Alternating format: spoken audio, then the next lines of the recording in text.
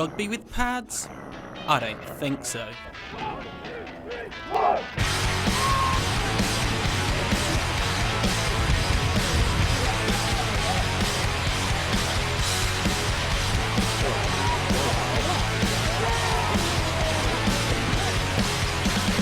American football in the UK is more popular than ever. Around 30,000 people from 182 clubs play at least once a month. So why is America's most popular sport making such a big impact this side of the Atlantic? I've always watched American football, always on Sky Sports, I have mates around late at night, watch Super Bowls and stuff, played a lot of American football game, and just sort of stand there and thought I'd give it a go. I started playing for my university team. I saw they had a team when I went there, enrolled, tried out and got in, so that was my first experience. If one person mucks up out the 11 on the field, a player will go dead straight away, says everybody's got to club together, everybody's got to get together, and that just then off the field breeds a good relationship. Well, I started towards the end of last season when they were still in an associate club, but before they were in the league.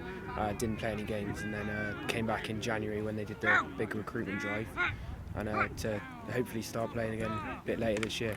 So we've got a really good core group of people that all know each other, all get along, all been working hard together for years, so it's really easy to come and slot into that when you're new. I got into it about 20 odd years ago at school, when it first came on Channel 4.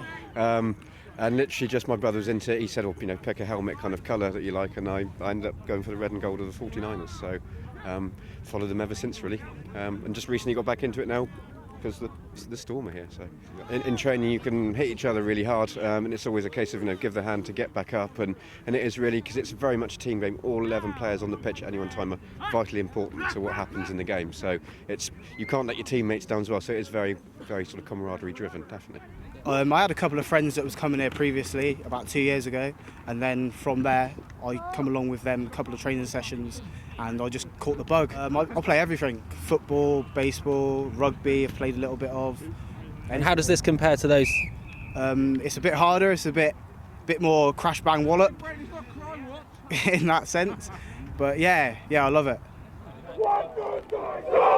Swindon Storm are one of the newer clubs that have cropped up in recent years.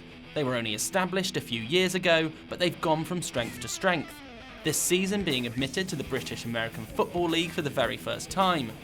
One man has almost single-handedly made this happen. Steve Bennett is a former Great Britain American football star with nearly 2 decades of experience in the sport. So what possessed him to start a team from scratch? Well, it all started in 2007 when my boss at work gave me a poke in the shoulder and said, you play this American football, right, don't you? I've got my son and his mates are obsessed with the sport. They're throwing the football around every lunchtime, coming home with torn school trousers, and they don't stop talking about it. Do you want to coach them up? And at the time I was playing for the Bristol Aztecs and coaching UWE Bullets, the university team. I'd also been playing for like 15 years at that point and played international youth and adult football. So I took that experience and started the Swindon Storm. Literally booked a sports hall in Wootton Bassett, which is the little town just outside Swindon where all these kids were. Put a couple of posters up in the community centre and in the local gym, and at the school. Had 30 kids turn up on the first session, all crazy for the sport, throwing the football around. We had loads of fun, and it's just gone from there basically. Steve has been instrumental in ensuring Swindon Storm are the team they are today.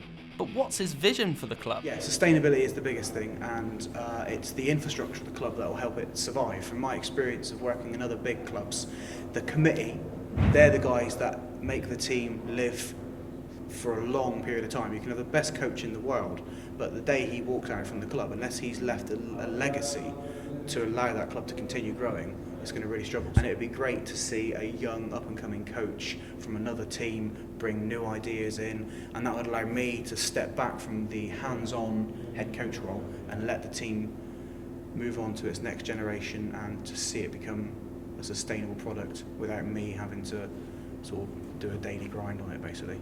It's going from strength to strength. It really is. I'm so excited because every training session we're getting better. The guys are listening to what I'm saying. I don't teach particularly complicated things.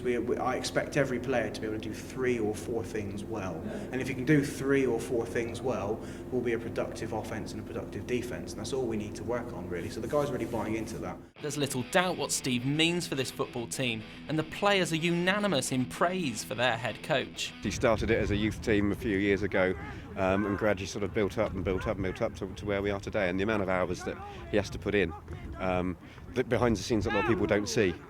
Certainly sort of the admin and getting us into the league and prep and planning every training session's planned to to the nth degree, with everything in mind. So Steve's massive. He proved last week his knowledge against Bournemouth. He ran a scout D here and we were running it so when we went into the game, and it was spot on. If without his knowledge we wouldn't be getting anywhere near where we are now. We wouldn't be in the leagues and we wouldn't have a chance at any of the games. His commitment to the club is absolutely incredible. Like, he does so much work, like puts in so many hours of his own time, like getting us all the information we need to know, getting us like training routines and stuff for when we're at the gym, just putting so much time and like effort into making this work over the last like 4 or 5 years. So he's instrumental to this club. The amount of hours that he puts into this team is just unbelievable. It's like, if he could, he'd be out here every night with us. His missus won't let him though. But yeah, he is one of the ones that lives and breathes it. Like he bleeds football through and through. Like, if he could play now, he would be. Like, I've seen him come to training and just have a helmet on, no pads or nothing, and tackle people. Like, you don't want to have a Steve Bennett tackle put on you, trust me. It's one of the worst feelings in the world. So what kind of attributes do you need to play the game? You just need the mindset to get better. You can come in as a clean slate, not know anything, and within a year, 2 years, you could be one of the, not the top, but you could compete at the level that we're playing at Div 2 at the moment and be fine. Any player, any size can come and play. We've got some of the smallest people on this team give the biggest hits. So. you can have any attributes because it requires big people, small people, fast people, slower people, because you've got the line who need to stop people and the backs who need to run and quick and be able to catch. So there's just about a position for everyone, really. So. You can be the fastest guy in the world, but if you don't know the playbook and run in the wrong direction, you're no use to me. I'd much rather have a guy that is not as athletic, but turns up every training session, knows the playbook inside out, because the chances are he's going to be on the right part of the field at the right time. And what do the players think of the accusation that it's just rugby with pads? Come give it a go. I hurt more the first time after I'd done this than I ever did playing rugby. Come and try it. It is an aggressive sport, but it's not necessarily as dangerous as it looks. We've got pads on for a reason. They're safety equipment, not weapons. So it is there to protect you. And not to dive in head first with your helmet. That's not going to do you any good.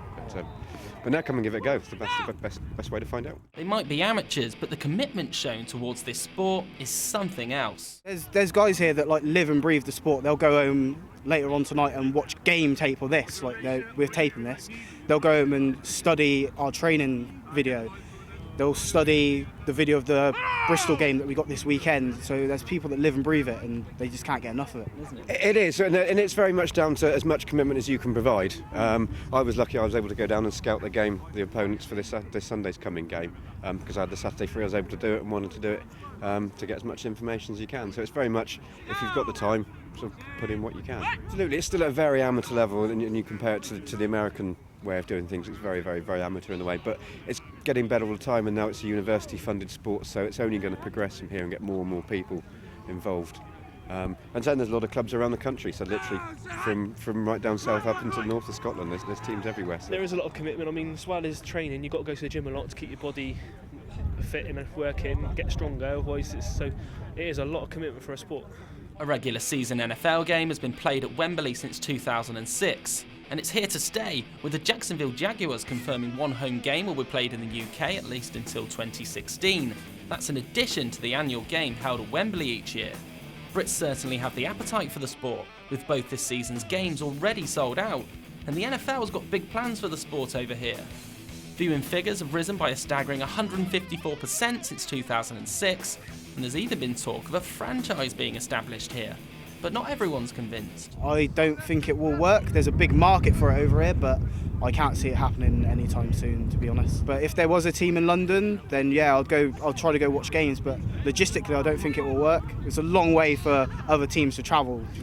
Personally, I don't think they will be able to set up a home team in the UK. It's just too much effort for the away teams in the American League to come all the way over to the UK. But as like a 2-3 game spectacle is incredible. I think it's a possibility. The difficulty is taking one of those teams out of America, because the people that support them in America aren't going to be happy about that. So whether there's a case for an expansion at some point and they can bring in a UK team based in the UK to be able to do that, it's a possibility. But they're having 2 games a year here anyway at Wembley, and that's probably going to continue for the near future. So it's only going to be more and more popular. With regards to a franchise in the UK, I think logistically it would be impossible.